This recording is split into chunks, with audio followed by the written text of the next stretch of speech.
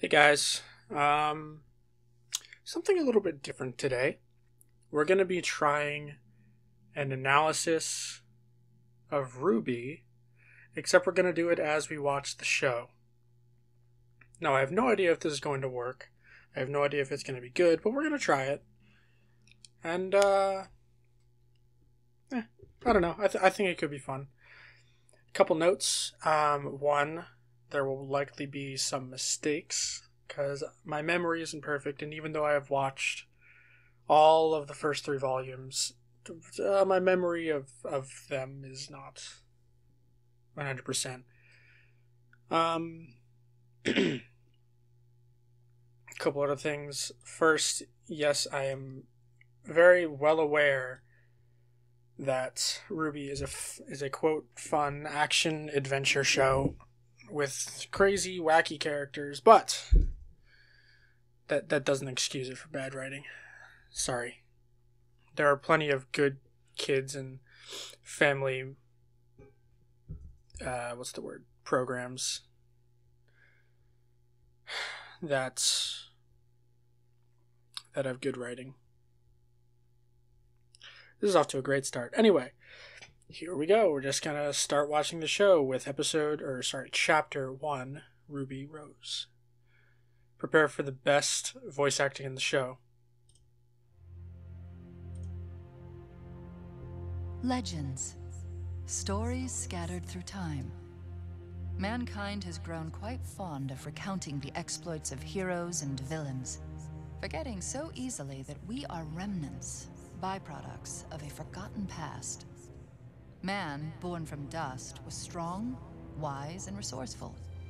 But he was born into an unforgiving world.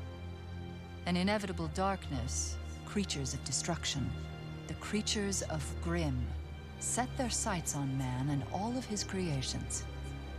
These forces clashed, and it seemed the darkness was intent on returning man's brief existence to the void. However, even the smallest spark of hope is enough to ignite change. And in time, man's passion, resourcefulness, and ingenuity led them to the tools that would help even the odds. I'll start critiquing soon, This don't worry. power was appropriately named Dust. Nature's wrath in hand, man lit their way through the darkness. If you And can in the hear that, I'm shadow's trying to absence get a came fly that's on my strength, screen. civilization, and most importantly, life. But even the most brilliant lights eventually flicker and die. And when they are gone, darkness will return.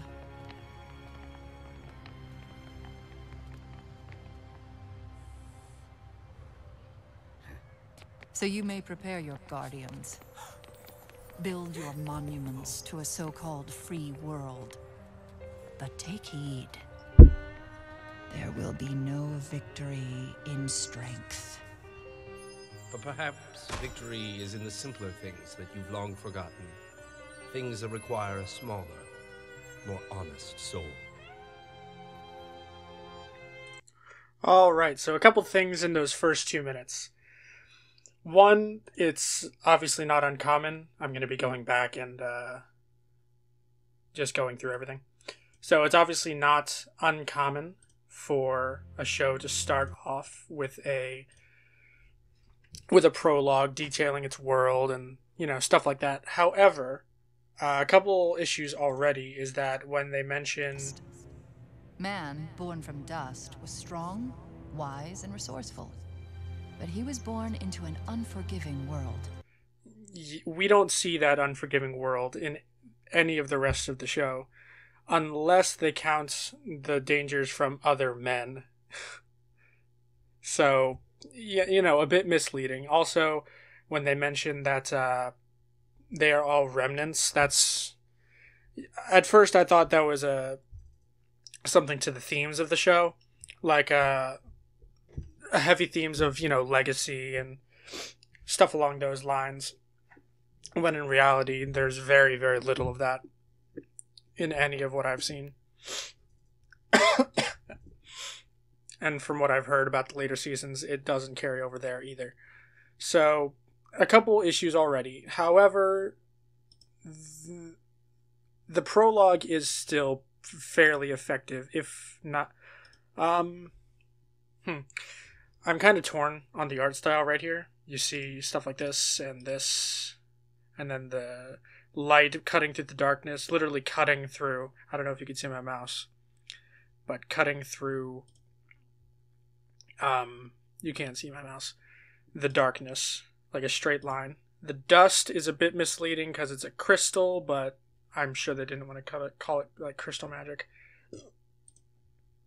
And then, of course, the civilizations and, the spiel they go on is also good. However, when they say darkness will pass, you'd expect them to show the person who'd been speaking, who now takes on a much more sinister tone, when we do... And die. Here. Wait for it. And when they are gone, darkness will return. Alright, so when she says that, we don't know this yet, but who is speaking here is the big bad of the entire series, and her name is Salem. However, it cuts to the most generic mobster motherfucker. So I'm not sure what they were trying to accomplish here. You would think that after they just went through how much of a threat the Grimm were, the creatures of Grimm were to early man, and throughout the rest of the show, the whole thing is that the Grimm are getting stronger and more powerful and more, tenacious, to the point at the end of season 2 where they attack a portion of the city. You'd think they might show a collection of Grimm looking out over the city menacingly instead of, this asshole. I mean, I do like this character, but yeah, not the best thing to cut to. However, evil villain peacocking with a cigar here and stuff like that. However, the cut to the main character with this part that require a smaller, more honest soul. That is a smart cut. I mean, it's pretty obvious, but it's smarter. And we see already some things I like about this character design. We can't see all of it yet. Her name is Ruby Rose, based on Red here. Actually, I'll go over that after we get to her full introduction. So let's just continue on.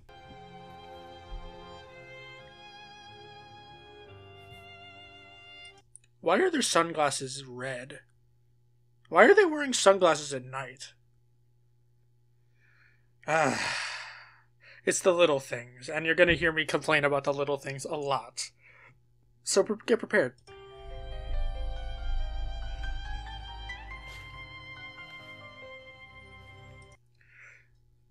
We're going to be stopping a lot, folks. So again, we don't know this yet, but from what we can tell through the visuals later on with a character who utilizes this stuff, the dust in the case there, actually... Oh, gosh, I wish... Yeah, whatever. I'll do it next time. I want you to see my mouse. But you see the dust in the case there, those crystals? We don't know this yet, but from what I can tell, just looking at it, it's based on some of the elements. Knowing that, okay, the white ones can be, ice, red is fire, green could be like life energy or something like that, blue could be water, stuff like that. What the fuck are the purple and orange gems for? I have no clue. And back here, in the background, we have orange, seemingly an empty one for some reason, or maybe that's just gray dust, I don't know. How is the dust even liquidized? That would be cool. That would be interesting. I don't know. All right, let's continue. Do you have any idea how hard it is to find a dust shop open this late? Please, just take my lien and leave. Shh. Calm down. We're not here for your money. Grab the dust. So, again, we don't know this yet, but if the dust is incredibly powerful stuff, to the point where in a comedic scene later, albeit, it causes a small explosion, and one of the main characters utilizes it within her weapon to great effect. So if it's, so powerful and so valuable, why isn't this dust shop owner more prepared for a robbery? You'd think he would know firsthand how to use most of this stuff. This is something that even a game like LA Noire got right, where you go in the first mission, you find a gun, you go to the gun store owner, or you go to the gun store that the owner bought it from, and then he gives you a list of facts and figures about the specific gun. Like, he knew his shit. Why doesn't this guy know? Well, whatever.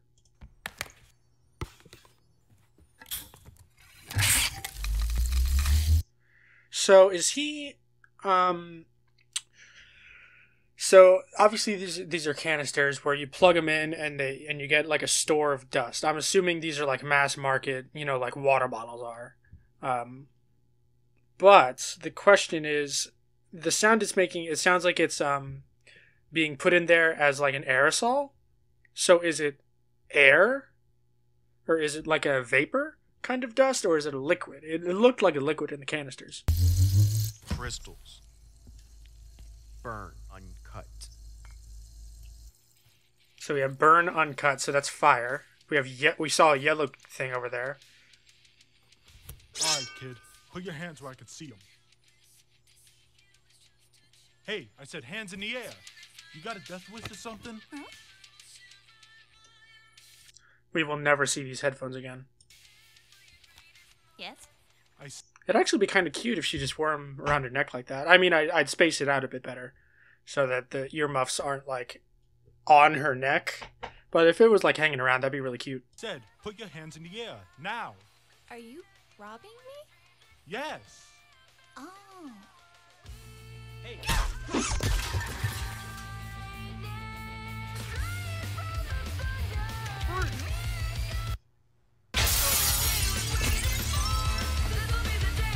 Audio spike there.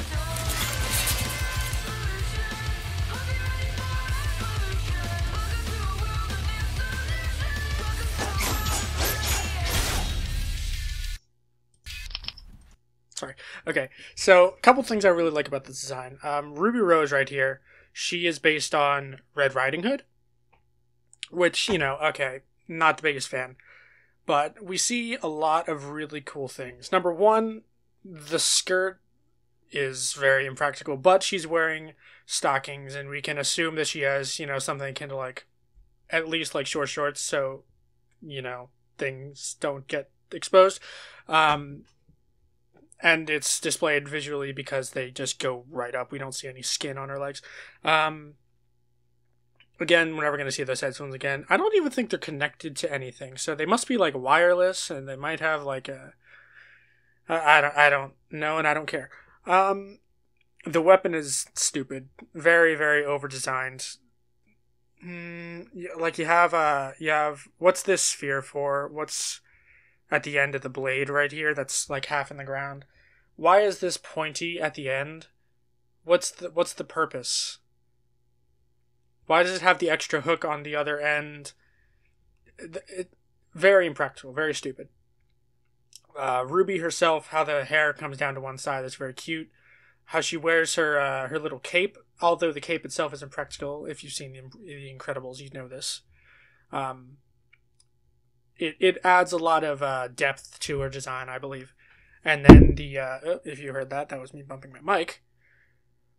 The only thing I don't like about this design really is the color scheme. The black and red just makes her look very dour and dark, and that would be fine if that was the character, but we will soon learn that is definitely not her character.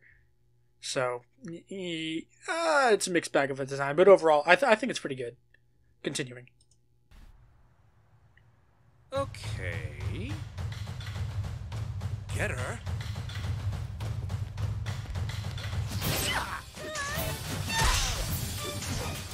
How does she generate enough force to kick him away?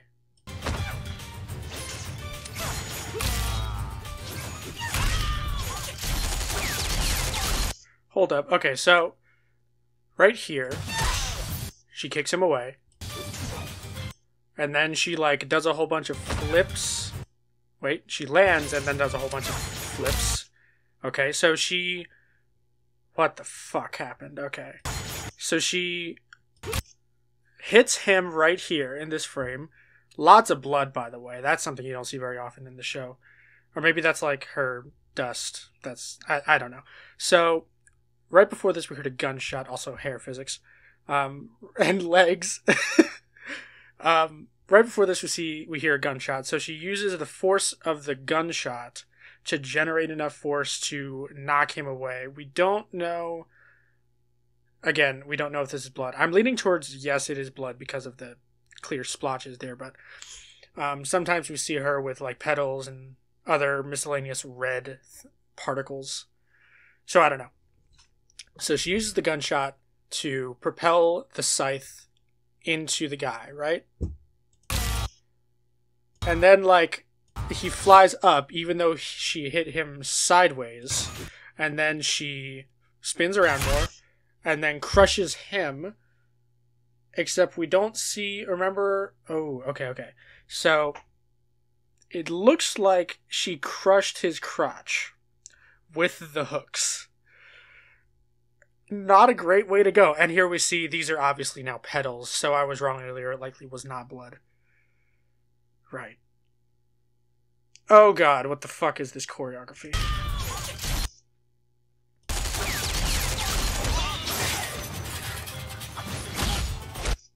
That's a couple broken limbs. You were worth every cent. Truly you were. Okay, so question. Obviously, he is either a mercenary leader or he just hires thugs. And as I'm thinking more about it, we don't know this yet, but his name is Roman Torchwick. And he is working to gather as much dust as he can for something, which probably came up in Season 2, but I forgot. So I'm not going to harp on that too much yet. However, what confuses me is that he paid to hire that guy. We're about to see, we know already that we don't even know this, but we will learn at the end of Season 1 that this guy is more than capable of handling people like RWBY. You know, he's more than capable of handling that by himself, so why would he hire a nameless thug that probably didn't have nearly as much experience as him?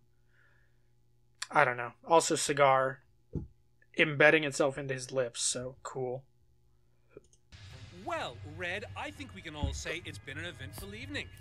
And as much as I'd love to stick around, I'm afraid this is where we part ways.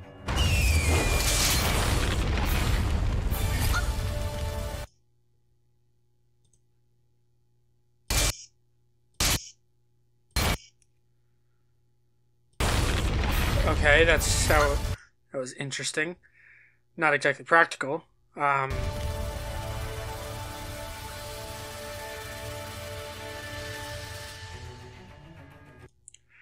It's the little things. How did he cross that distance so... Okay, he was there, now he's not. How did he cross that distance so quickly? And then, we know that he's up the ladder, so where is he on the ladder now? You could argue that he was too high up for the camera to see, but judging from, like, the camera angle, this is the third story, and we were, like, 2.5 up. So he would have to be, like, right here, and he started the shot right here, right? So he would have had to, very unlikely. You okay if I go after him?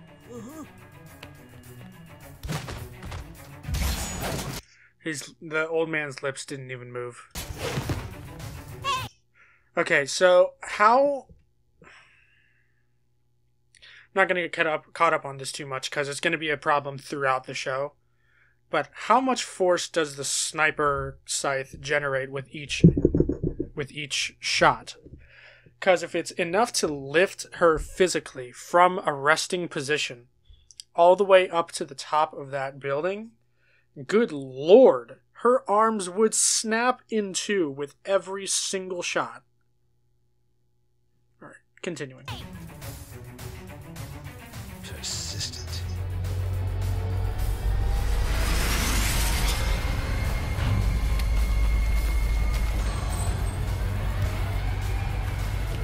End of the Hair physics. line, Red.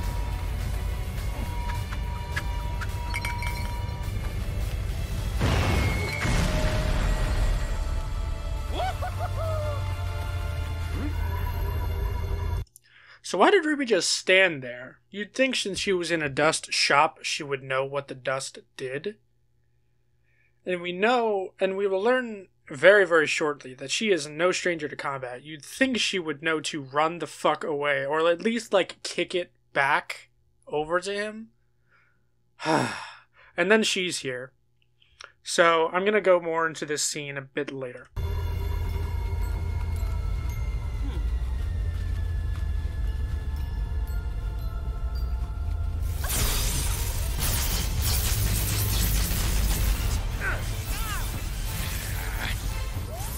We got a huntress.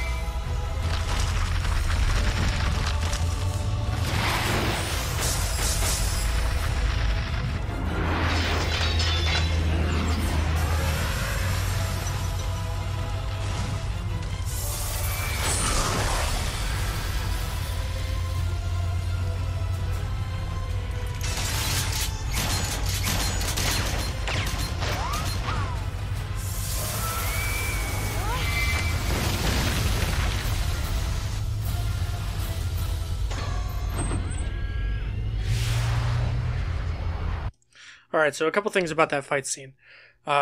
Mostly referring to, you know, its purpose in the plot and power scaling and stuff like that. So we see that, okay, this person shows up who's named Glinda Goodwitch, really stupid name, by the way, to defend Ruby, right? She's given a mysterious vibe that won't last.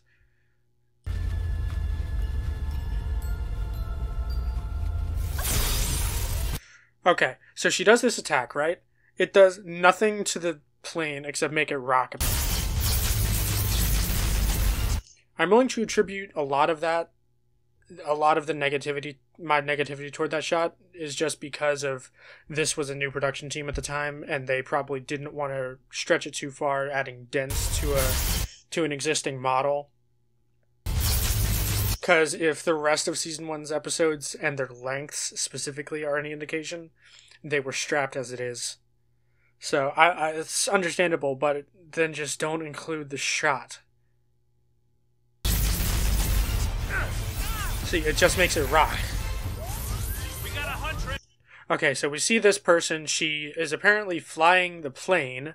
Why is she flying the plane? There's another chair right there. Have a nobody fly the plane and have her ready. Her character is not one to fly the plane and get her hands so dirty. Why would she even have that skill set? Nothing in her backstory makes sense in terms of the scene.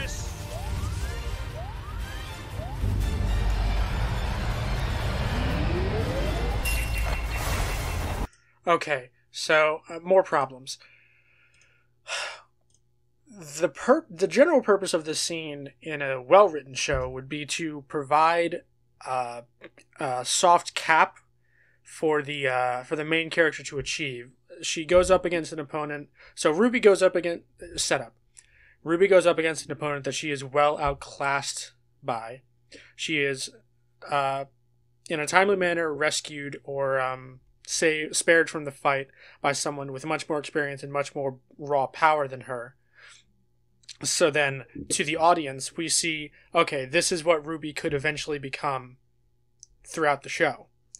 However, again, we don't know this yet, but this person, Glinda Goodwitch's powers, are completely incompatible with Ruby's own.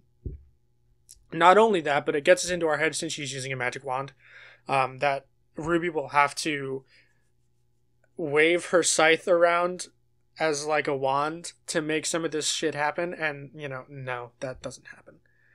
So yeah, the purpose in the plot in terms of that is largely unnecessary.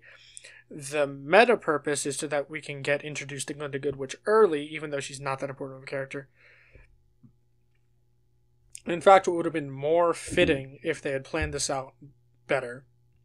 And they had it planned out, at least up until season 3, right from the very start. This is supported through interviews in regards to a certain other character. So if they planned it out better, they probably should have put in the character of either Crow or maybe brought in Yang at this point. Because Yang likely wouldn't have been able to stop them from escaping either, and yet she has 2 years of experience on RWBY, so she could have potentially filled the role of the more experienced older sister type thing. Plus would have set up that since RWBY isn't exactly helping, that she might work better alone, which is something. I don't know. Alright, continuing.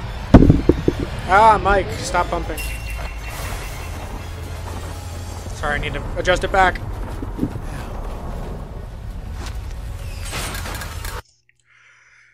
Okay, so is she using dust for this? Or is this just her power? Is this her... what the powers in this show are called semblances? Is this her semblance? Summoning thunderstorms? Except that doesn't make any sense because later on, we see her do shit like this. So what the fuck is her semblance? What the fuck? Okay.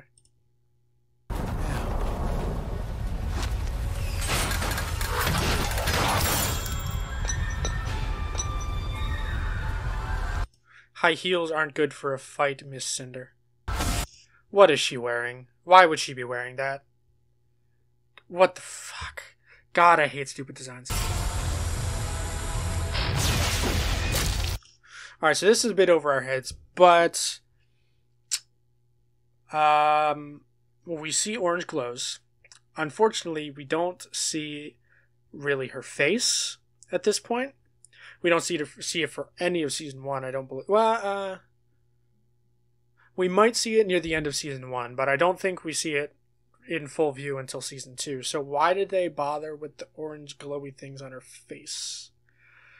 And if they are going to go to the trouble of doing the orange glowy things, why doesn't it light up the rest of her arm at least a little bit? Arm and face? Because the top part is her face. It glows on her face.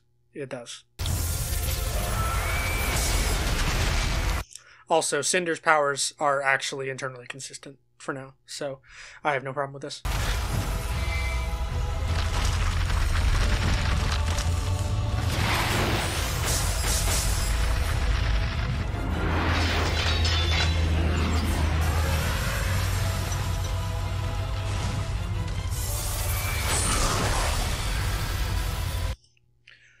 So if she blew it apart once, scattered like it is now, and Glinda Goodwitch just reformed it, why doesn't Glinda do that again? Interesting thought.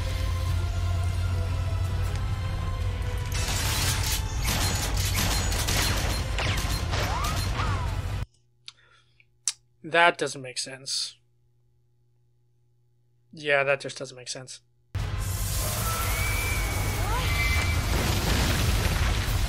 Alright, so far Glinda has displayed powers of Fulminokinesis, which is... it's not Fulmino. Power over storms, power over barriers, so shielding, telekinesis to move RWBY.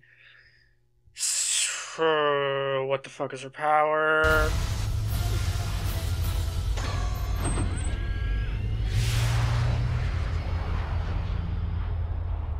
Why does she just watch? She was perfectly able to stop it again. You're a huntress. Can I have your autograph? Why was that her first response? Okay, it's cute, whatever, but that doesn't make sense. She's known hunters and huntresses before. She's trained by one. You realize that your actions tonight will not be taken lightly, young lady. You put yourself and others in great danger. False. No one else was in danger. There was no one else on the city street. Started it! If it were up to me, you'd be sent home. what is on her little display thing. I'm willing to believe that the display would only read when read from the correct side, so as Glinda is looking down at the other side that we don't see. But then why does it have any lights on the other side to begin with? With a pat on the back and a slap on the wrist. But there is someone here who would like to meet you. Ruby Rose. Incoming bad dust cloud effect. You have silver eyes.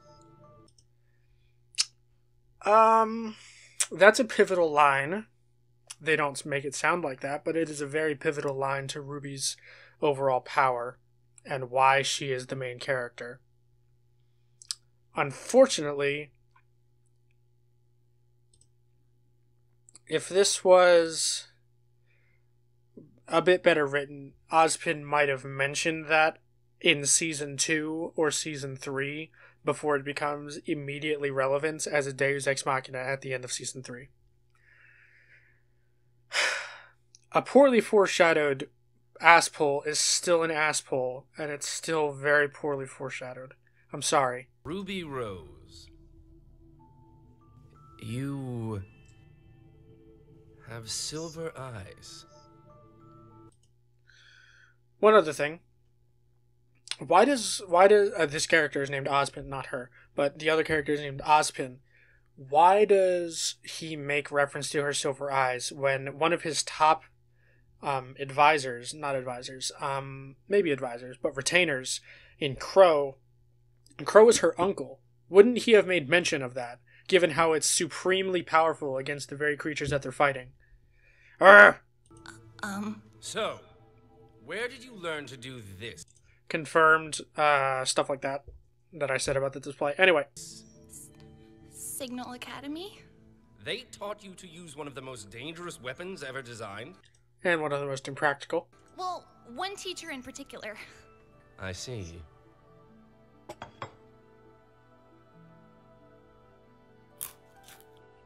Ooh.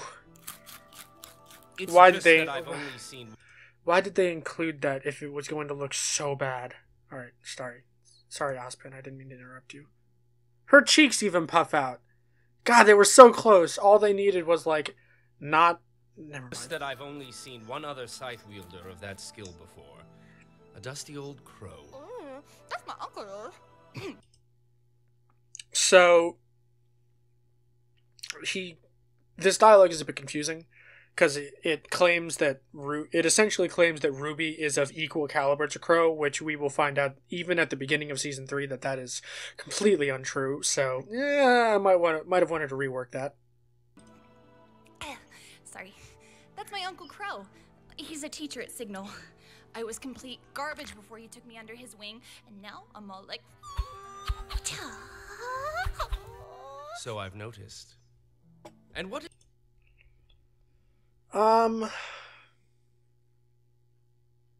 Yeah, that's not internally consistent, because we find out, like, in Season 3, or maybe sooner, in a passing mention, or in a brief or in a post-credit scene or something, that Crow is on a secret mission for Ozpin at this point.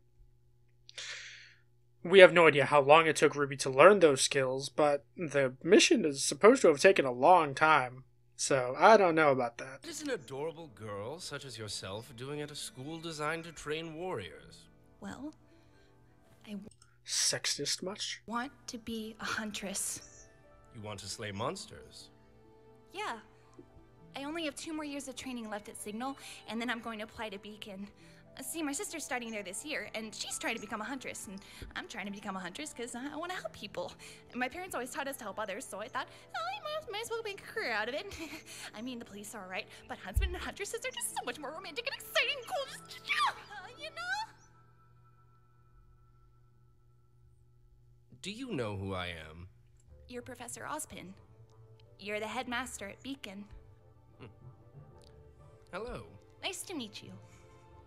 You want to come to my school? More than anything. Well, okay. So, a couple things about that. Ruby spazzing out is not going to last very long. I'm glad about that, because in the end, it doesn't really make sense for her character to be so excited about seeing hunters and huntresses and being a beacon when she has been exposed to things like that throughout her entire life. So yeah, it really doesn't make much sense. Her characterization towards the end of that scene where she, after Ozpin asks, "Do you know who I am?" and she becomes much calmer, much more subdued, that is much more of the Ruby that I enjoy watching. And we get to see that more so in like seasons 2 and 3, but it's appreciated when it does, and I really wish it showed up more instead of her just being an idiot most of the time. Oh, I can't believe my baby sister's going to Beacon with me. This is the best day ever! Please stop. Most older siblings would feel threatened by this advancement. I would know. But I'm so proud of you! Really, sis, it was nothing. What do you mean? It was incredible! Everyone at Beacon is gonna think you're the bee's knees. Okay, I don't want to be the bee's knees, okay? I don't want to be any kind of knees. I just want to be a normal girl with normal knees. What's with you? Aren't you excited? Of course I'm excited. I got moved ahead 2 years. I don't want people to think I'm special or anything. But you are special. The robbery was led by nefarious criminal Roman Torchwick, who continues to evade authorities. If you have any information on his whereabouts, please contact the Vale Police Department. Back to you, Lisa. Why is the art style so different? Lisa Lavender, oh god, and she's wearing lavender, fuck. So there's a reason for that, and it's not a very convincing one. Especially because it's not consistent at all. It's mostly for the main 4 girls, and no one else. Thank you, Cyril. In other news, this Saturday's Faunus civil rights protest turned The Faunus are the worst part of the show. dark when members of the White Fang disrupted the ceremony. The once The White Fang is the second worst part of the show. peaceful organization has now disrupted. Hello and welcome to Beacon. Who's that? My name is Glinda Goodwitch. Oh. Okay, so, haha, funny joke. Why would they show this newscast in universe? I mean, the meta reason is to introduce the Faunus and, you know, the White Fang and stuff like that, for those who haven't seen the Black trailer. But in universe, why would they be showing it? Why would they even... Is that a projector on the window? Torchwick. Is that what it is? No, it's not. It's not even on the window. It's in front of the window. Where's the projector? Urgh! Continues to evade authorities. If you have any information on his whereabouts, We've seen this. Fang disrupted the ceremony. The once peaceful organization has now disrupted. Once peaceful organization. Too bad we never get to see that peaceful side of the organization. Hello and welcome to Beacon. Who's that? My name is Glinda Goodwitch. Oh. You are among a privileged few who have received the honor of being selected to attend this prestigious academy. Our world is experiencing an incredible time of peace, and as future huntsmen and huntresses, it is your duty to uphold it.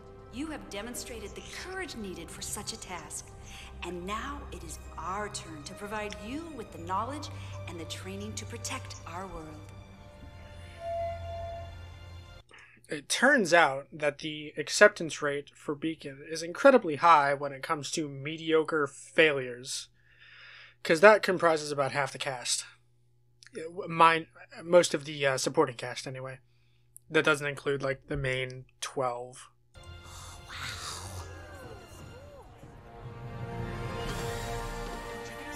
Look! You don't know it, but, Look! You can see wait, signal hold up. from up here. Hold up. You don't know it yet, but this is a major character. The guy on the right, he's just not colored in right now. Look! You can see signal from up here. Or at least I believe it is. Because they have the same exact design. I guess home isn't too far after all. Beacon's our home now. Yeah, see, it was from the same direction. It was totally him. Well, I guess the view isn't for everyone. It was a nice moment while it lasted. I wonder The who moment they're gonna isn't be. over. I just hope they're better than Vomit Boy. Oh, yay, gross! You have puke on your shoe! Gross, gross, gross, gross, gross. Get away, get away from me! Get away from me! Get away from me! Get away from me! So ends episode 1. I'm not going to comment on the opening, because I actually really like it. I mean, I think it's very misleading about both the tone and the level of care and the direction. But it's all right. I like the music. Anyway, that was episode 1, and it took us, well, my audio recording is up to 41 minutes, so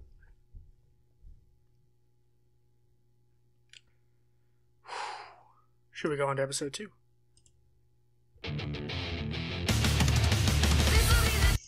Let's watch it once.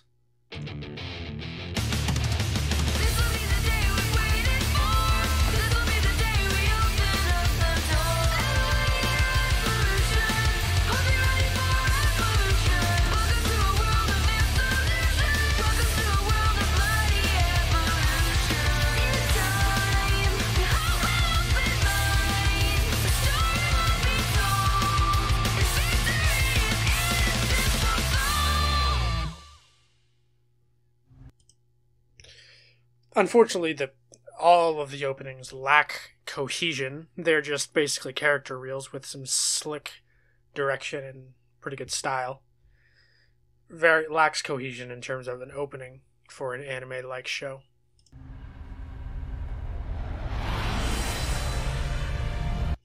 Sorry, offhand. Some of the cuts were good. I can't let it go. But there was one shot where it was a horde of Grimm, and one of them flew towards the camera, and right as it got towards the camera, it zoomed out into one of Roman Torchwick's buttons, and it matched color schemes. So that was very well done, particularly.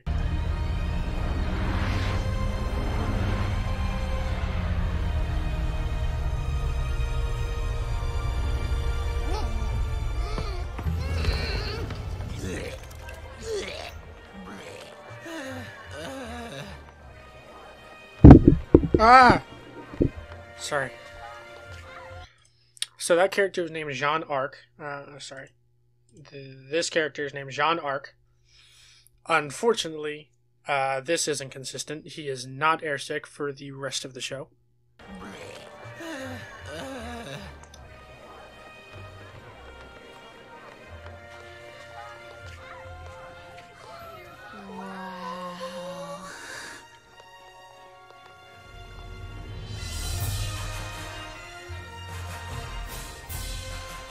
View from Vale's got nothing on this. Sis! That kid's got a collapsible staff! She's got a fire sword! Ow, ow! Easy there, little sister. They're just weapons. Why was she saying ow there? Question mark. Yang was pulling her by her hood and not pulling her by her hood because you see all of her fingers, unless she was pulling it by her fucking pinky. It's little things, guys. Although Yang's design, while ridiculous, it's cute. Boy shirts are nice. Easy there, little sister. They're just weapons. Just weapons? They're an extension of ourselves. They're a part of us. Oh, they're so... So that's about the most generic explanation for a weapon. Or not even an explanation, a generic philosophy. That comes from Bushido, which is the samurai way.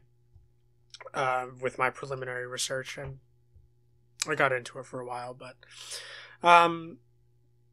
yeah, that's the Japanese way, which makes sense since this is based on an anime. But good God, come on, she's not even whatever. Cool. Well, why can't you swing over your own weapon? Aren't you happy with it? Of course I'm happy with Crescent Rose. I just really like seeing new ones. It's like meeting new people, but better. Ruby, come on. Why don't you go try and make some friends of your own? But why would I need friends when I have you? Well, actually, my friends are here now. Gotta go catch up. Can't see 'em. Wait, where are you going? Too bad her friends aren't filled in color-wise, and plus, we never see them again, and she has no qualms hanging out with Ruby after this, so... yeah, pretty lazy writing, I'd say. Are we supposed to go to our dorms? What the fuck was that? Why? Are we supposed to go to our dorm? Why is that? What?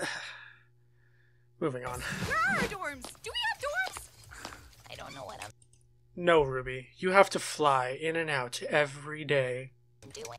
Where did this come from? This is basic blocking, guys. What are you doing? Why was Sorry. Why was she standing in front of Ruby there? Why didn't we... Number one, why didn't we see her? Number two, why didn't we see her walk up to them? Number three, where were those briefcases in the prior shot? Are we supposed to be under the assumption that Ruby fell and her entire body displaced like a row of three? That's so difficult to describe with words, but it's like a row of three with like two briefcases high, three across kind of thing, to where like when she falls flat, her head hits the one end and her feet hit the other. Because we see 1, 2, 3, 4. I see one behind her arm. Come on, guys. You could do better.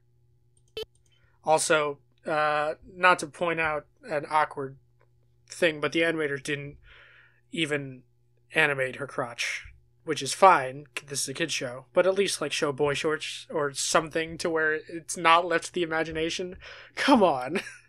Sorry? Do you have any idea? Another skirt character, but this one isn't nearly as tightly designed. She's wearing this dress and she has no garment that would protect her nether region. She has these frilly sleeves and her long flowy ponytail that doesn't really make sense. And when we see her hair down, it doesn't make sense for the ponytail to behave like that, because then the hair doesn't flow that way when whatever.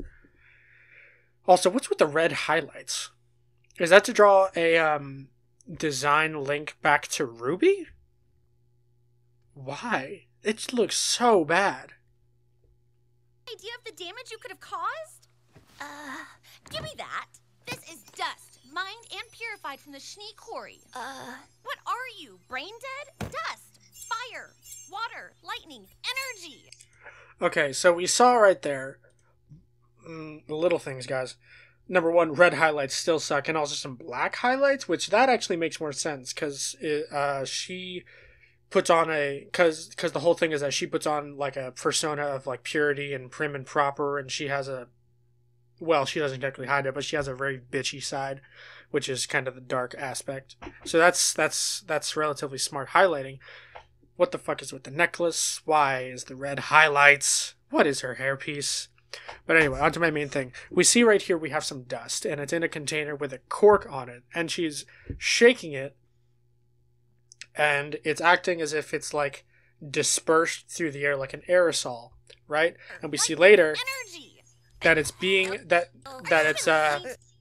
it's acting like puffs of smoke almost.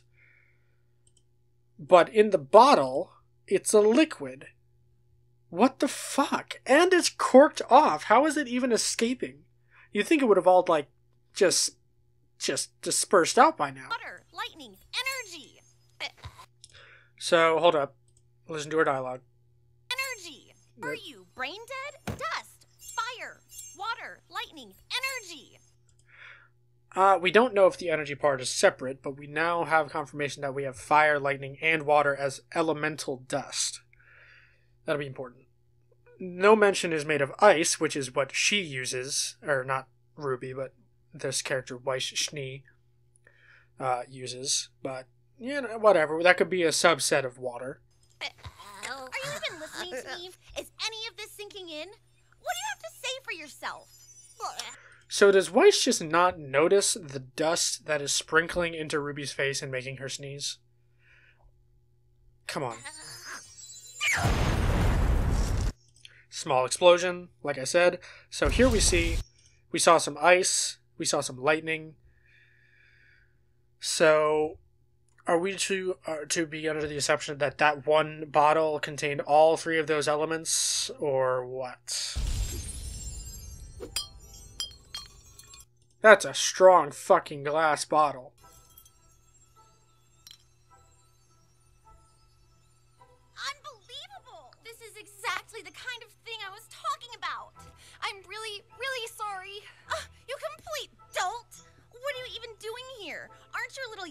to be attending Beacon? Well, This isn't your ordinary combat school. It's not just sparring and practice, you know. We're here to fight monsters, so watch where you're going. Hey, I said I was sorry, Princess.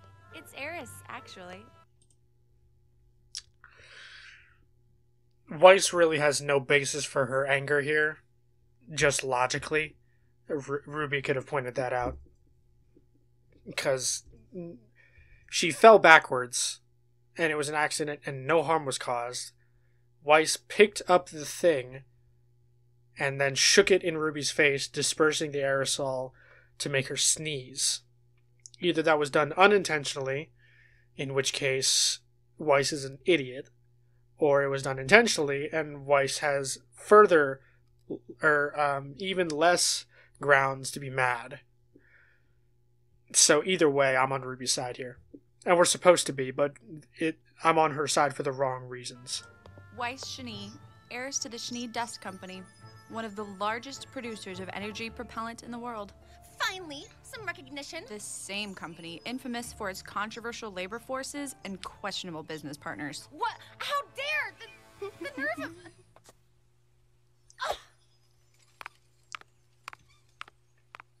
I promise I'll make this up to you. So Weiss just leaves her... Oh, never mind. We see her butlers. Never mind. I guess I'm not the only one. Although, where were they in this whole confrontation? We didn't even see them in any of the wide shots. Like when we saw back... well, here would be a good example. So we have 5 briefcases. We see a lot more that RWBY didn't knock over, that we didn't see on the luggage mover thing before, but they are in the later shot where we see these guys. So they're not there now. Hold up. So we saw that other guy bend down to reach him. I'll make this up to you. And then suddenly, okay, so now there's 6 briefcases.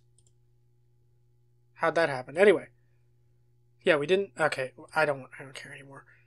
Yeah, we didn't see these guys in the wide shots before, which is kind of odd that they put the luggage there and then left for the scene to happen and then came back to pick up the mess. Huh. I guess I'm not the only one having a rough first day. So, what's...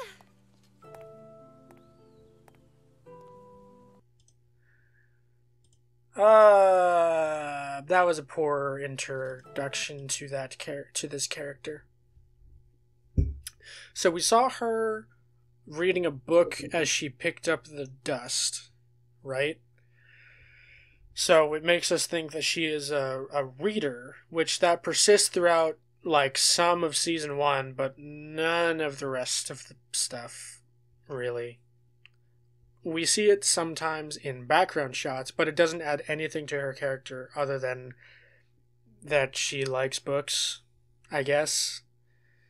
It would be interesting if she was used as kind of the cultural center of the team, and the 4 girls that we've seen so far, Yang, RWBY, this girl, this black-haired girl named Blake, and Weiss, make up the team, the 4-man team that we see throughout the trailers, Team RWBY. So it'd be interesting if Blake was the cultural center of the team, where she knows a lot because she's read a whole bunch of history books and stuff like that. But no, that never comes up and it's never used. So poor introduction. Plus that she just walks away isn't much in her character anyway, since we don't know this yet. Well, I mean, it's pretty obvious with the bow that they're cat ears, and we already know that the faunus exist.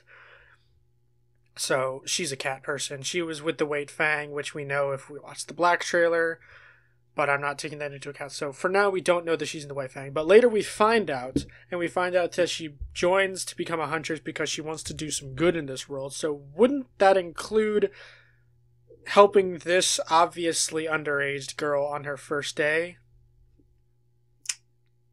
I don't know.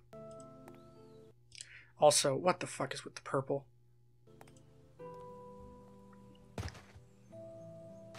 Welcome to Beacon. Hey. I'm Jean. RWBY. So, wait, hold on. Ah! Ruby. Aren't you the guy that threw up on the ship? Okay, so here we have a classic save the cat scenario where the character specifically does something in in our introduction to them, to where it automatically disposes us to believing that he is a nice guy. That's called a save the cat scenario, where he just comes up, no provocation, and likely expecting a reward, comes up and offers to help this girl up. So, a pretty good introduction, if a bit cliche. Aren't you the guy that threw up on the ship? Way to make a comeback, Ruby. You were almost having a moment there, but now you're just back to being stupid.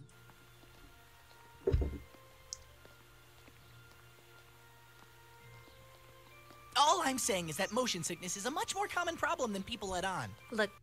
Yeah, except for you in the later parts of the show. I'm sorry, Vomit Boy was the first thing that came to mind. Oh, yeah? What if I called you Crater Face? Hey, that explosion was an accident. Well, the name... It'd actually be pretty funny if they kept up with those nicknames. It would be even cooler as a quirk between the two, because their relationship is not actually a relationship, but their friendship is one of the more interesting parts of Season 1. So, if they continually came up with weird nicknames for each other, that would actually be pretty cute. Name's Jean Arc. Short, sweet, rolls off the tongue. Ladies love it. Do they? They will. Well, I hope they will. I mean, my mom always says that. Never mind.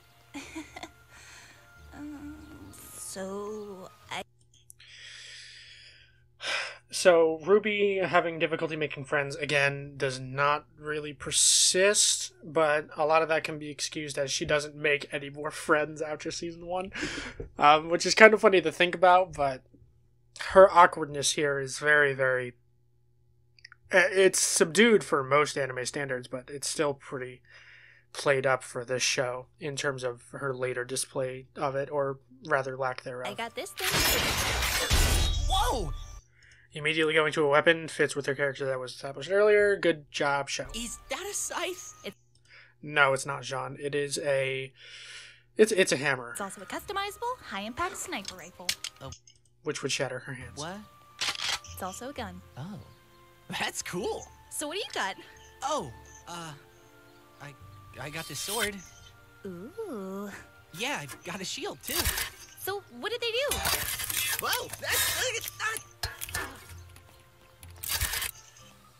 that animation could have been tightened up a little bit. Also, he caught it? How? What the fuck? Okay, so I don't know if that's supposed to be like that. You see that at the edge of the shield where it like breaks in the middle? Why does it do that? That seems like a very poor design. All the enemy would have to do, and we see very, very precise strikes. So all the enemy would have to do is like strike in that chink in the shield, and he'd be toast. The shield gets smaller, so when I get tired of carrying it, I can just put it away. But wouldn't it weigh the same? Yeah, it does. Well, I'm kind of a dork when it comes to weapons. I guess I did go a little overboard in designing it. Wait, you... So, wait. Number one, she designed this, so... Do they offer, like, weapons production classes at her old school or something? Or is this just a hobby? Because if it is a hobby, then it'd be interesting if Ruby... We see her list off some of the weapons that she saw earlier, so she has to have some knowledge. They run into a lot of different people with a lot of different weapons. You'd think that Ruby would then end up being the weapons expert, where she is able to tell the other team members how to effectively combat a certain weapon, but no, that's not the case either.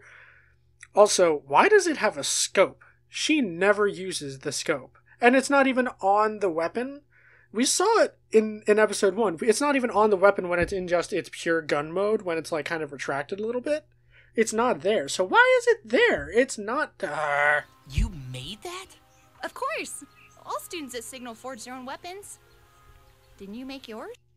Forge? I'm sure it has a different meaning in this world, whatever. It's a hand-me-down. My great-great-grandfather used it to fight in the war. Sounds more like a family heirloom to me. Okay, so there was a war that was established. It's not very built upon in the rest of the show, unfortunately. However,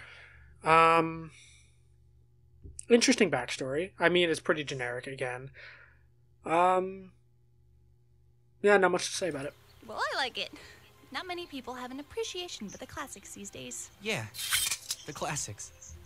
So why'd you help me out back there, in the courtyard? Why not? Okay, so Jean's voice actor is very inconsistent with his delivery. We see his, why not, in a very, very whiny voice and nasally voice, but when he says... Classics these days. Yeah, the classics. It sounds a lot more natural, a lot better. He gets much better throughout the show as well. So I do like Jean's voice actor, but in the beginning it is very, very nasally. Except for that line, because that line was very well delivered. So why'd you help me out back there, in the courtyard? Why not? My mom always says, strangers are just friends you haven't met yet. Hey, where are we going? Oh, I don't know. I was following you. You think there might be a directory? Maybe a food court? Some sort of recognizable landmark? Is that a no? That's a no. Something tells me they saw the ending to Uncharted 2, because that's exactly how that game ends, with two characters having a cute conversation as the camera fades to black. And then we cut to the credits.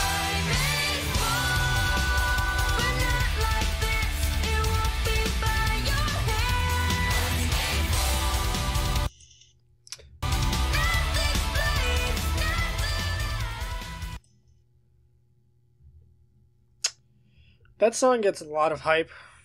I'm not the biggest fan. Oh. Spoilers right here.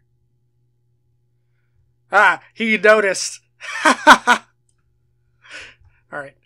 Do we want to go on to the next one? Oh god, it's been an hour. But this is fun. This is a lot funner than I thought it would be. God, notice the episode lengths. Ouch!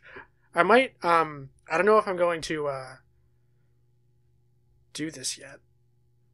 But I don't know if I'm gonna mirror it yet, but god, ouch. First one with 12 minutes. You see that?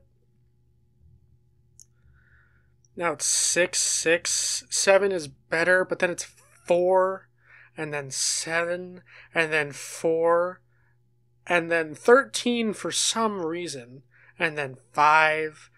Ouch. Ow. Okay, we're gonna go to episode 3. Are we still good on the... Okay. Ah! Skipping rope funny. Oh, it's so fucking loud.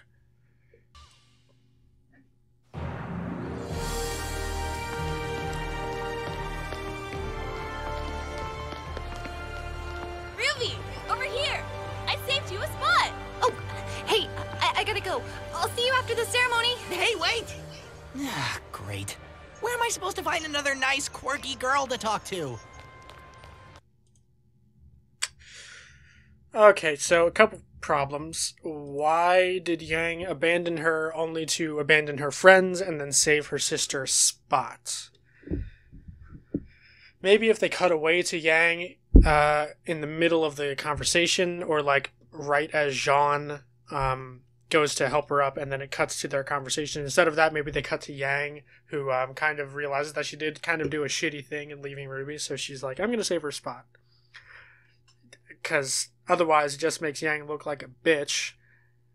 And of course the meta reason is that we needed to introduce Jean and Weiss and Blake in the prior scene, and oh god, I hate that. That's so contrived. Also, nice quirky girl to talk to. She is a really, really boring character. Very nice design though. How's your first day going, little sister? You mean since you ditched me and I exploded? Yikes, meltdown already? No, She didn't explode. She shot out an explosion. Get it right. no, I literally exploded a hole in front of the school. And there was some fire, and I think some ice. Are you being sarcastic? I don't understand that line. Is she being sarcastic? How is the... Sarcasm has a certain inflection. Like, oh my god, this show is so good. That's sarcasm. But that line is stupid. Sarcastic. I wish! I tripped over some crabby girl's luggage, and then she yelled at me, and then I sneezed, and then I exploded, and then she yelled again, and I felt real. Why is Weiss being reintroduced as a horror villain? What the fuck? Really bad, and I just wanted her to stop yelling at me. You! And, okay, so she hears this whole spiel that Ruby is going off, and then she immediately yells, you! You're not really endearing me to the character that we're supposed to be endeared to by the end of episode, 8? Ooh, not looking good. Oh god, it's happening again! You're lucky we weren't blown off the side of the cliff. Oh my god, you really exploded. It was an accident! It was an accident! What's this? The Schnee Dust Company is not responsible for any injuries or damages sustained while operating a... I don't care about the joke. I want to read the poster. Why'd they include the hair? Does that say dust for dummies? And other inadequate individuals.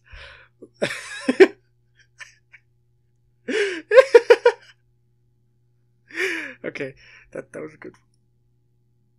Schnee Dust Company product. Although not mandatory, the Schnee family highly encourages their customers to read and familiarize themselves with this easy-to-follow guide to dust application and practice in the field. Okay, so apparently now they need a pamphlet to use the commercially available dust. I mean, that's not unheard of, but that's still really stupid. Plus, she's been a fighter for, at least 2 years. So, she should know about this already. You really want to start making things up to me? Absolutely. Read this and don't ever speak to me again. Look, it sounds like you two just got off on the wrong foot. Why don't you start over and try to be friends, okay? Yeah, great idea. I like how the camera goes in for a close shot on Yang. Well, sort of. I mean, I don't know why they want Ruby in the shot here. Really want to start making things up to me? Okay, so this shot conveys basically nothing. It's a POV shot from Ruby's perspective. Absolutely. And then that's from Weiss's perspective. Read this and then we have the double shot, so that's fine. don't ever speak to me again. I kind of want to know what's on the back of that pamphlet. Look, whatever. Okay, so why is Ruby in this shot? Yang is the focus of it, but Ruby's face is there, drawing the attention away, and then her movement right here catches the viewer's attention, and then Yang also puts her hand down. What the fuck? Why shot? Just got off on the wrong foot. Why don't you start over and try to be friends, okay? Yeah, great idea. This is a well-composed shot. It just bothers me with the fucking colors. Why is the red highlights? Sis. Hello, Weiss. I'm Ruby. Want to hang out? We could go shopping for school supplies. Yeah, and we can paint our nails and try on clothes and talk about cute boys like tall, blonde, and scraggly over there. Well, really? No. No. That was such a long pause for that terrible punchline. Why is Weiss even standing next to them? And when did she turn around? Did they jump in time or something? Because the subject is just dropped. I'll keep this brief. You have traveled here today in search of knowledge. This dude has watched Log Horizon. He knows to push his glasses up. To hone your craft and acquire new skills. And when you have finished, you plan to dedicate your life to the protection of the people. But I look amongst you, and all I see is wasted energy, in need of purpose, direction.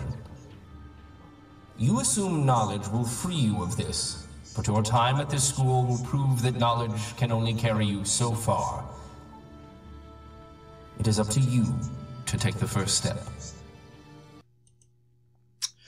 Couple problems with that speech. Number one, they lack direction.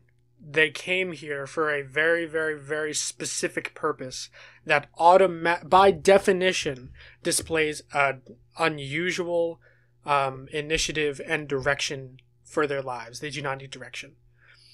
What he actually means is that he sees a whole bunch of people who think they're trained, and he knows that they're really not, because he is privy to knowledge that they are very unaware of, that being the rise of Salem.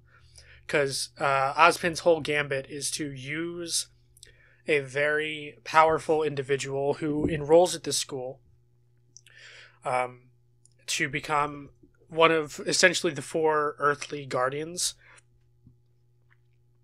in order to combat this great threat. It ultimately backfires because obviously it's a bunch of fucking children. But the speech itself is very, very lacking for me. Not only because of that direction line, but like wasted energy. I mean, RWBY doesn't ever improve throughout the show, so it's not like she's wasting any more or less energy during a fight. If he's saying wasted energy in terms of they're focusing on the wrong things and Beacon will help them focus on the right things when it comes to fighting the Grimm, then knowledge will free them. That's the whole point. Whatever. You will gather in the ballroom tonight. Tomorrow, your initiation begins. Be ready. You are dismissed. He seemed kind of off. It's almost like he wasn't even there. I'm a natural blonde, you know.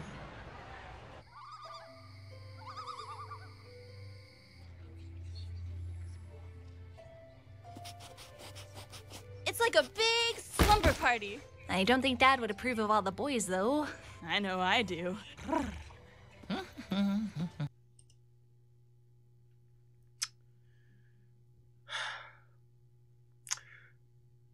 I know why they colored these particular nobodies, but why? They're not even defined. You see like a little hint of a chisel on this guy that's flexing next to Jean over here, but like that's it. This white guy has no, like on the very left with the heart pajama pants, which, you know, real hot. He has no definition. In fact, he's a bit chubby. You see his hips, they widen because of fat. What's that? A letter to the gang back at school. Bless tell them me. all about Beacon and how things are going. Aw, that's so cute! Shut up! I didn't get to take my friends with me to school. It's weird not knowing anyone here. What about John? He's nice. There you go, +1 friend. That's 100% increase. Pretty sure Weiss counts as a negative friend. Back to 0. There's no such thing as negative friends. You just made 1 friend and 1 enemy. Look, it's only been... Number 1, what the fuck is with the eye goggle? I don't know the proper term thing. Number 2, where did she get the pen and pencil? Why wasn't she carrying a bag with it? It would have been the easiest fucking thing. One day. Trust me, you've got friends all around you. You just haven't met them yet.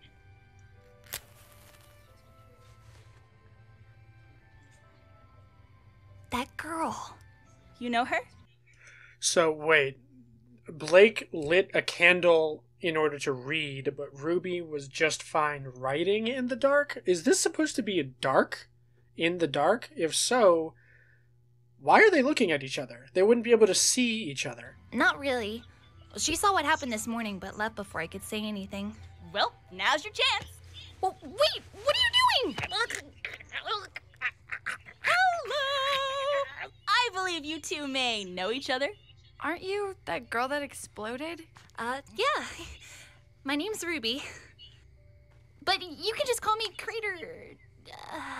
Actually, you can just call me RWBY. Okay. What are you doing? I don't know. Help me. So, what's your name? Blake. Well, Blake... I won't say I haven't dealt with people like this. When you're obviously doing something, and then they feel the need to converse. Because they don't know how to deal with silence. It's the most frustrating thing. I'm Yang, Ruby's older sister. I like your bow. Thanks. It goes great with your pajamas. Right. Nice night, don't you think? Yes, it's lovely. Almost as lovely as this book that I will continue to read as soon as you leave. Yeah, this girl's a lost cause. What's it about? Huh? Your book. Does it have a name? Well, it's about a man with 2 souls, each fighting for control over his body. Oh yeah, that's real lovely. I love books. Yang used to read me every night before bed. Okay, let's let the scene play out before I complain. Stories of heroes and monsters. They're one of the reasons I want to be a huntress. Why is that? Hoping you'll live happily ever after? Well, I'm hoping we all will. As a girl, I wanted to be just like those heroes in the books. As someone who fought for what was right and who protected people who couldn't protect themselves. That's very ambitious for a child. Unfortunately, the real world isn't the same as a fairy tale. Well, that's why we're here. To make it better. Oh, I'm so proud of my baby sister. Cut it out! Well, RWBY, Yang, it's a What in pleasure the world is going on over here? Don't you realize some of us are trying to sleep? See what I said about her fucking hair? It should, like, at least curl... Never mind. Oh, not you again! Shh, guys, she's right. People are trying to sleep. Oh, now you're on my side. I was always on your side. Yeah, what's your problem with my sister? She's only trying to be nice. She's a hazard to my health.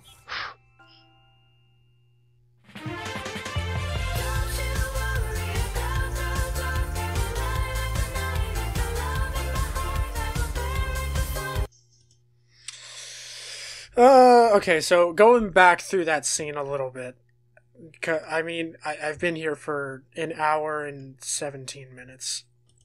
And people are outside my door now. So I'll make this quick. Or I'll try to make this quick. So, we see Yang continually fail at getting Blake to open up because she's obviously unwanted. Already that annoys me because I know it. I know the pain. Although, when it gets to things like this... And why is that? Stories of heroes. Each fighting for control of... That I will continue to read. Yeah, this girl's a lost cause. Yang, you're a bitch. Why would you say that? God damn. What's it about? Huh? Your book. Does it have... Why wouldn't RWBY automatic... Okay. So if RWBY was intelligent enough to take the gambit of the book, why didn't she jump to that immediately? Because that is clearly what Blake was doing. If she's that socially inept, why does she just now think of it? Have a name? Well, it's about a man with two souls. Each fighting for control over his body. Oh yeah, that's real lovely. This is a good shot. As Yang's dialogue finishes, RWBY steps into the center frame very, very smart. I love books. That line is really stupid, though. I mean, yeah, okay, she's socially inept. That's been established. Unfortunately, it doesn't persist. But the fact that she likes books, they could have elaborated on that sooner than the next line of where she's like, oh, I like of heroes and monsters and stuff like that. Why didn't she open with that? Let's just say, I like books about heroes and monsters and, and then just continue the shot Yang into there and into there, and then add the Yang used to read me into after. Stories of heroes and monsters. They're one of the reasons. Just very awkwardly done to where, and I don't think it was necessarily intentional. This is supposed to be a connecting moment between the two characters, and it just doesn't come across. Especially because it seems like RWBY is really desperate. Since I want to be a huntress. Why is that? Hoping you'll live happily ever after? Well, I'm hoping we all will. This is some brief philosophizing from the characters. It's passable. Hoping you'll live happily ever after. That comes from fairy tales in our world, which likely wouldn't exist in the world of Remnant, so that's lazy world building. However... same with the bee's knees. We don't see a single bee in the fucking show. Although we do see dogs. So how did dogs live when Grimm lived and humans were nearly wiped out? Did the Grimm ignore animals? I have no fucking clue. That'd be really stupid. I mean, it's the same reason the Titans are stupid in Attack on Titan. As a girl, I wanted to be just like those heroes in the books, as someone who fought for what was right and who protected people who couldn't protect themselves. That's very ambitious for a child. Unfortunately, the real world isn't the same as a fairy tale.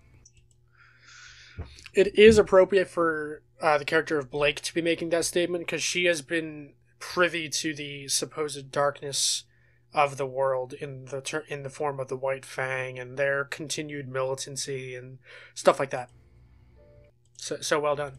Well, that's why we're here. And RWBY being naively optimistic fits her character much more, and I do like that line. However, that's why we're here. I wish it got a retort from Blake. I think that would drive home how much of a pessimist the character overall is. And Blake's pessimism is likely the most solid piece of characterization.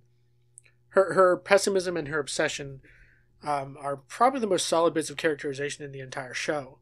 So I wish it was more showcased here. To make it better. Oh, I'm so proud of my baby sister. How did And this is a really stupid dust cloud effect. Fuck. Well, RWBY, Yang, it's a What in pleasure the to... world is going on over here? Is Yang drunk? Don't you realize some of us are trying to sleep? Oh, not you again! Shh, guys. What was with Ruby's thing there? Why wasn't she the one that said, "Oh, not you again"?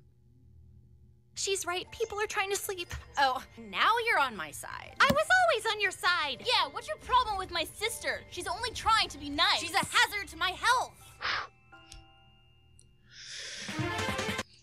Okay, so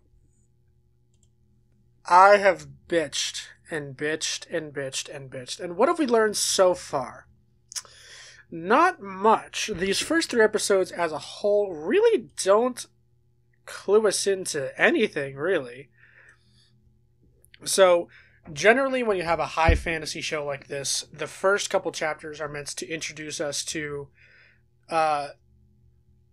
depending on how long the series is supposed to be.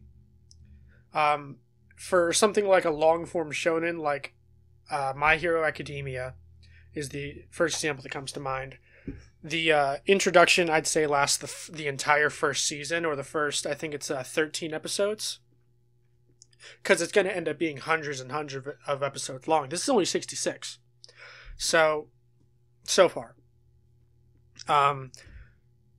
So, in that show, in episode 12, first, the main character and the mentor figure that has the super high power level that the main character doesn't, they have the exact same power. So when the mentor character goes all out in episode 12, that serves as an effective soft cap for the main character's growth. Like, we can expect the main character to make it that far within the course of the show. That's not unreasonable, and that was a very effective way of showing it and giving us a fucking hype as hell moment. It was topped in season 2, but anyway, so that was really good. However, the first couple chapters in a high fantasy book are mainly to introduce us to the world and the main characters. Now, this show introduces us to the characters. I would argue not very well. I went over my reasons for why the character introductions are kind of subpar. I didn't go over Yang's, but I want to get into Yang a bit more later. So, for example, The Way of Kings. The first chapter introduces us to the magic system, and that's the power system that our main character uses later in the book, or the prologue, I should say, which you should read because it's awesome. Then the first chapter introduces us to our main character, not from his perspective, but from a fellow soldier's perspective, because the main character is a soldier, well, former soldier. I can't go into too much detail into Way of Kings because it's not necessarily complex, but there is a lot of information. But anyway, and it's very good. You should definitely read that book. But that was a very effective introduction to the main character because it gave us a younger person looking up to this guy who seemed to be on the top of the world and was like a natural leader. He was a great fighter. He was an awesome swordsman. And then in the very next chapter, it was awesome dramatic irony because in the next chapter, the main character, the guy who was just like on top of the world and leading this very successful group of troops, is in the back of a wagon and branded as a slave. So, wonderful dramatic irony there. And then the very next chapter introduces us to the secondary main character, and serves as her introduction, and her characterization remains consistent. That you'll notice that the bulk of my problems in these first 3 chapters is, number one, I mentioned that the power systems make no sense, especially in these early chapters. Number 2, that things don't carry over from these first couple these introductory episodes into the later ones. So again, while it introduces the characters, it doesn't introduce us to their personalities very well.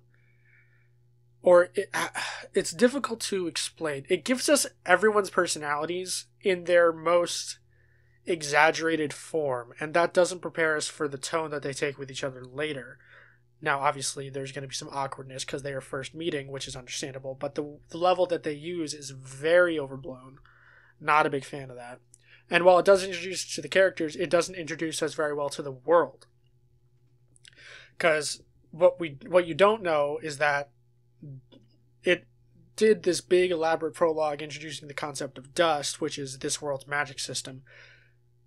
Or rather, I should say, it's a third of this world's magic system, because on top of that, every character has a, quote, semblance, which is their own unique individual power. For example, we learn that Ruby's semblance, we learn later that Ruby's semblance is that she's able to move very, very fast. We saw it used in episode 1 when she was like doing the quick steps from side to side to avoid the gunfire, or whatever it was, in that one shot. We saw that. It's still really stupid. You know, there's one character who can control magnetism. So that the semblances are much more important to the story as a whole than the dust. So I don't know why they did the dust. Because the semblance, okay, it's essentially, I would almost compare it to Eco from the Jak and Daxter series, because Eco in those games is like this, it's a seemingly infinite natural resource that is controlled, that is able to be controlled by a select few people, your main character included, named Jak. And there's, 4 different colors of Eco, which all have varying effects. And then there's light Eco and dark Eco, which are a bit more elusive.